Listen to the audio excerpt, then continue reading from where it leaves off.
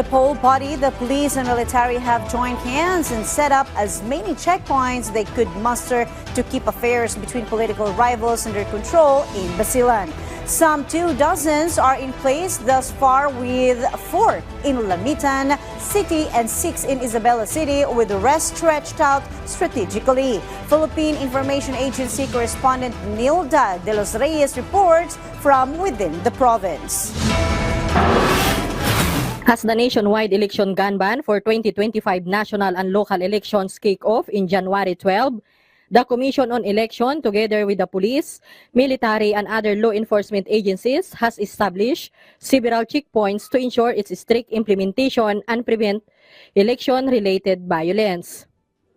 General Alvin Luzon, commander of the 101st Brigade Philippine Army, said that 24 checkpoints have been established across the province, of which 6 are in Isabela City, 4 in Lamitan City, and the rest are in strategic municipalities. General Luzon also appealed for the cooperation of everyone in the implementation of gun ban for their own safety and security. Yun palagi sinasabi namin na as we start yung implementation ng gun ban, and we are really strictly enforcing this, is yung mga citizens, yung mga mga Brasileño, sabi ko nga na to abide by the provision nitong election gun ban. And we also solicit yung cooperation ng lahat.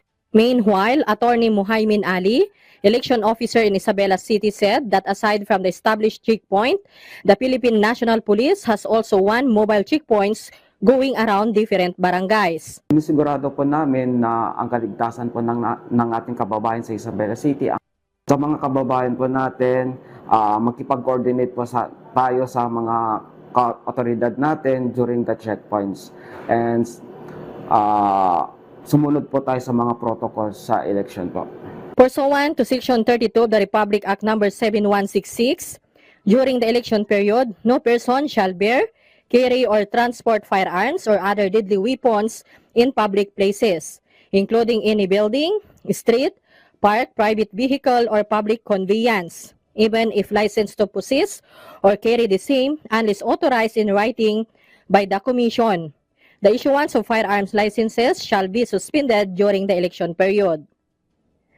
From Basilan Province, Nilda de los Reyes of Philippine Information Agency for Balitang Pambansa.